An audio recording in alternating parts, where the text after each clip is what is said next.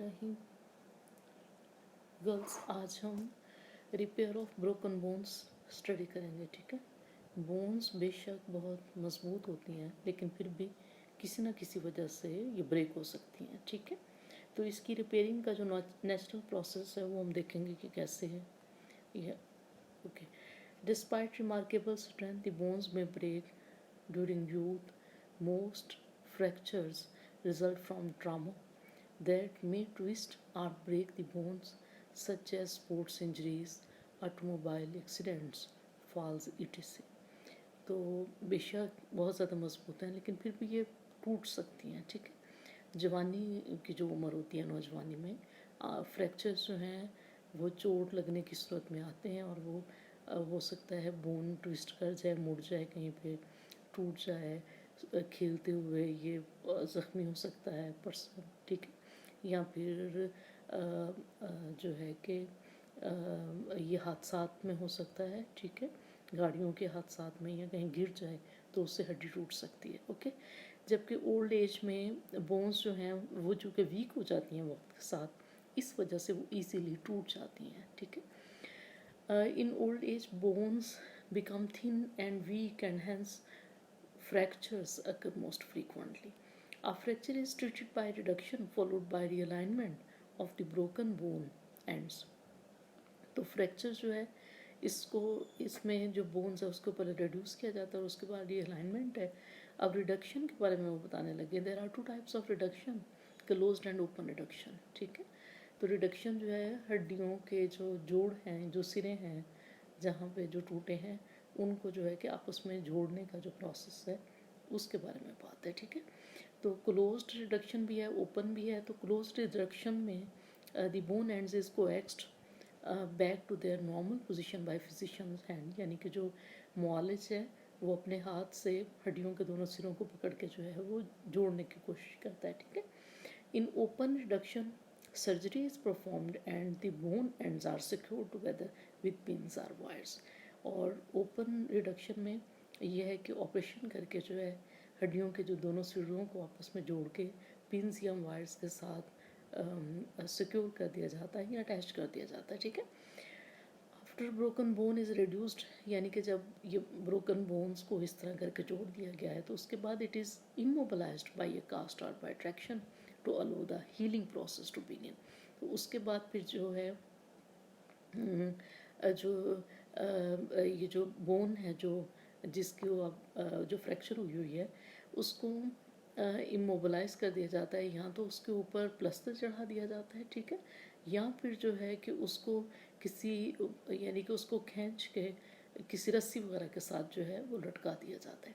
Healing time is 8 to 12 weeks, but it is much longer for large weight bearing bones and for bones of elderly people because of their poorer blood circulation।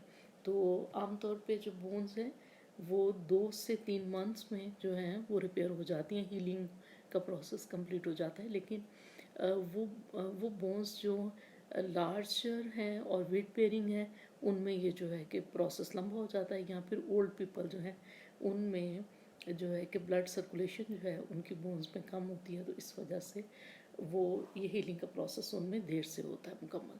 The repair process of simple fractures take place in 4 phases: hematoma formation, callus formation, bony callus formation and remodeling. Okay, hematoma formation जो है when a bone breaks, the blood vessels in the bone itself and perhaps in surroundings are torn resulting hemorrhage।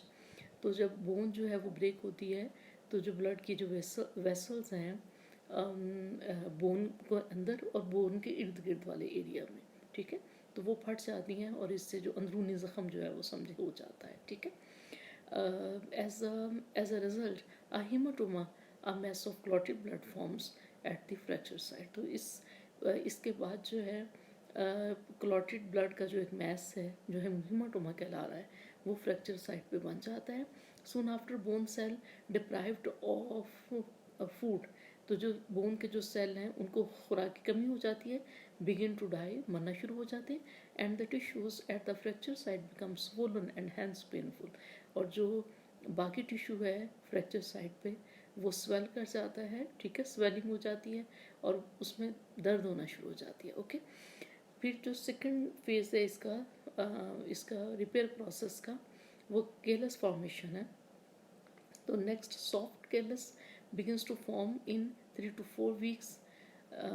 Capillaries grow into the hematoma and clear up the debris. तो hematoma जो बना था fracture site पे, तो उसके अंदर जो है कैपिलरीज ग्रो करना शुरू कर देती हैं और वो वहाँ से जो डेब्रिस या गंद है या फालतू मादा है उसको ख़त्म करना शुरू कर देती हैं। ओके, क्लियर करना शुरू कर देती हैं। Fibroblast and osteoblast migrate into the fracture site and begin to construct bone. तो ये जो फाइब्रोब्लास्ट और ओस्टियोब्लास्ट हैं ये आ जाते हैं और नई बोन को कंस्ट्रक्ट करना शुरू कर देते हैं। Bony callus formation, osteoblast and osteoclast continue to migrate inward, multiply rapidly and gradually convert the soft callus into bony callus। और ओस्टियोब्लास्ट और ओस्टियोक्लास्ट जो है वो मुसलसल आते चले जाते हैं अंदर इस एरिया में और मल्टीप्लाई करते हैं तेज़ी के साथ और ग्रेजुअली बतदरीज वो कन्वर्ट करते जाते हैं इस सॉफ्ट कैलस को बोनी कैलस में, ठीक है। Bone formation begin 3 to 4 weeks after injury and यानी कि ज़ख्मी होने के बाद 3 से 4 हफ्तों के बाद जो है बोन बनना शुरू हो जाती है। until a firm bony union is formed within 3 to 4 months later। और यहाँ तक कि मुकम्मल सख्त बोन जो है वो 2 से 3 महीनों के बाद जो है वो बनती है, ठीक है। Remodelling after several months, bony callus is remodeled by the excess material on the outside of the bone। यानी कि उस जो है कि उसकी साख दोबारा बनती है। Final structure of remodelled area resembles that of the original unbroken bone because it respond to the same set of mechanical stimuli. तो फिर जो है रीमॉडलिंग के बाद जो फाइनल स्ट्रक्चर होता है उस एरिया का, उस बोन का, वो बिल्कुल वैसा ही होता है जैसा कि हड्डी टूटने से पहले था। और क्योंकि उसको बिल्कुल उसी तरह के हालात और उसी तरह के स्टिमुलाई को रिस्पॉन्ड करना है जो पहले यानी कि वो चल रहे थे, ठीक है। ओके।